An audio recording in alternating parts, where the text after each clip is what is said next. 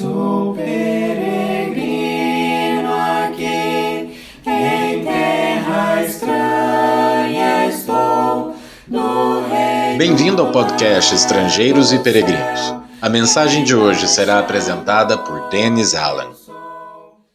Chegou a sexta-feira da santidade e hoje continuamos pensando sobre a santificação espiritual e hoje a santidade da igreja e como apresenta um desafio para manter a pureza da igreja. Quando falamos sobre igreja, estamos falando sobre pessoas, uma comunidade de pessoas santificadas, reunidas com um propósito específico de servir e honrar ao Senhor. A santificação dos discípulos foi um dos assuntos que Jesus destacou em sua oração, chamada de oração sacerdotal, onde ele orou a favor dos discípulos. Vamos ler um pouco aqui de João capítulo 17, começando no versículo 14, as palavras do Senhor Jesus na noite antes da sua traição e morte. João 17, a partir do versículo 14, diz: Eu lhes tenho dado a tua palavra, e o mundo os odiou, porque eles não são do mundo, como também eu não sou. Não peço que os tires do mundo, mas que os guardes do mal. Eles não são do mundo, como também eu não sou. Santifica-os na verdade, a tua palavra é a verdade. Assim como tu me enviaste ao mundo, também eu os enviei ao mundo, e a favor deles eu me santifico, para que eles também sejam santificados na verdade. Não peço somente por estes, mas também por aqueles que vierem a crer em mim, por meio da palavra que eles falarem, a fim de que todos sejam um.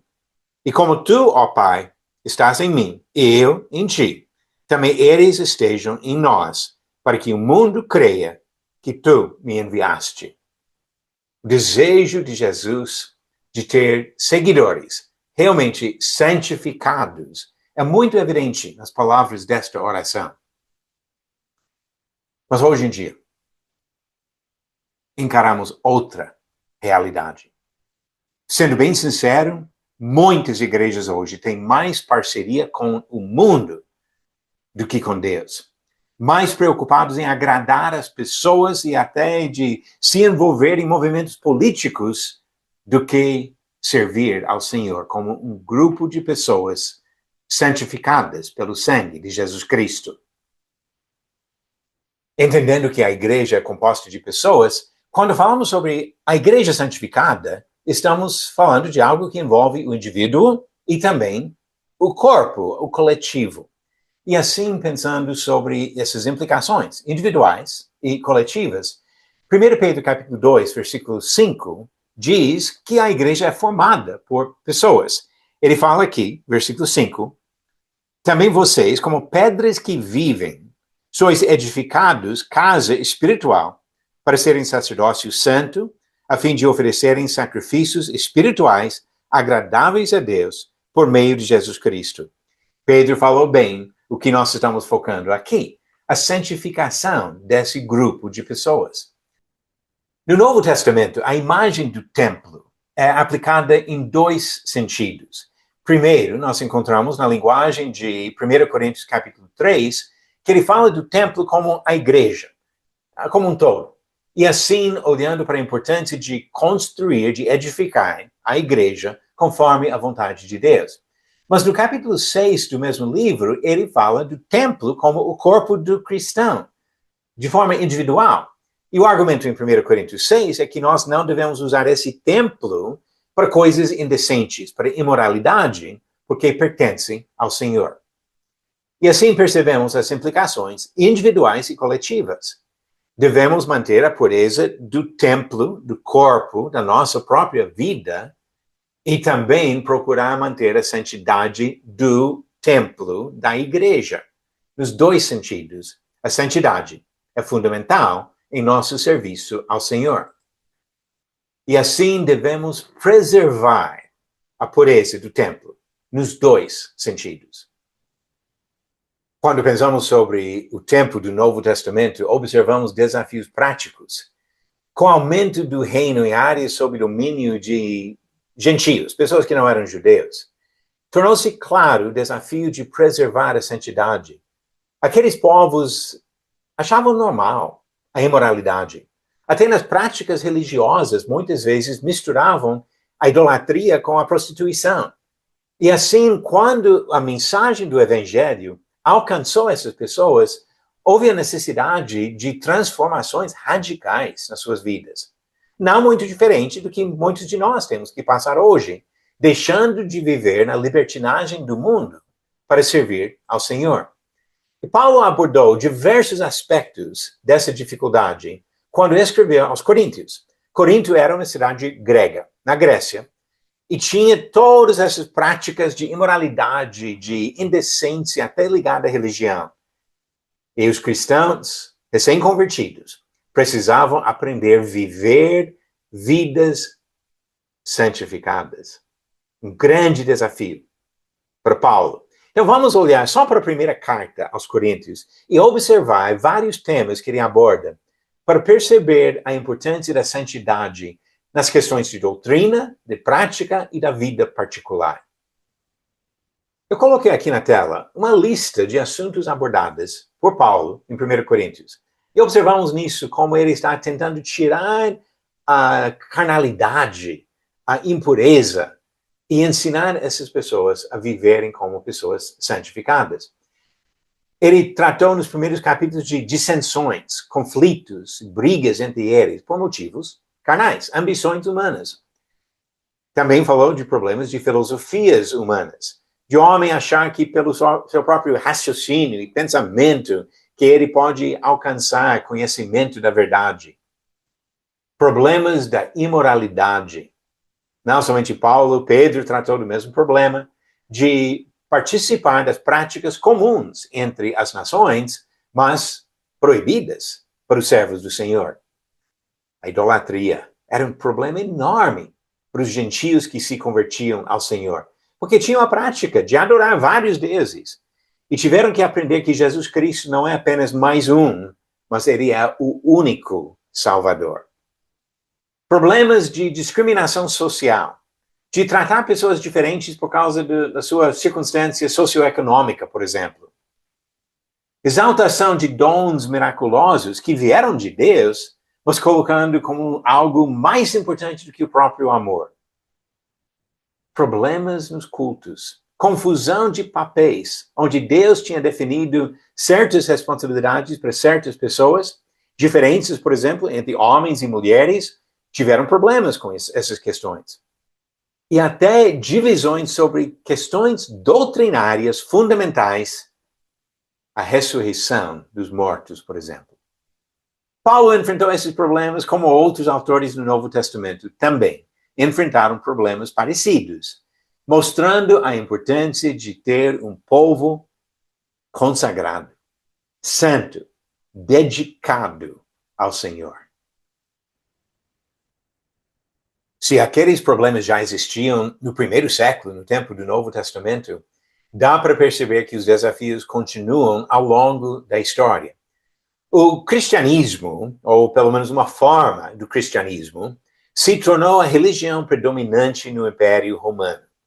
Em consequência disso, a tendência de misturar as coisas carnais e políticas com as coisas espirituais, aumentou cada vez mais. O sincretismo, que é muito visível no período de colonização, quando os europeus, por exemplo, estavam entrando nas Américas, na África e outros lugares, encontrando pessoas adorando vários falsos deuses. E ao invés de levar essas pessoas a uma conversão verdadeira a Cristo, misturavam as coisas. Colocaram outros nomes nas imagens, mas continuavam com as mesmas práticas, sugerindo que poderiam conviver juntos sistemas diferentes de religião.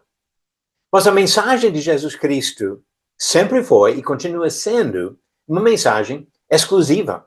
Não tem como colocar Deus do lado de Baal, ou Deus do lado de Diana. Deus é único.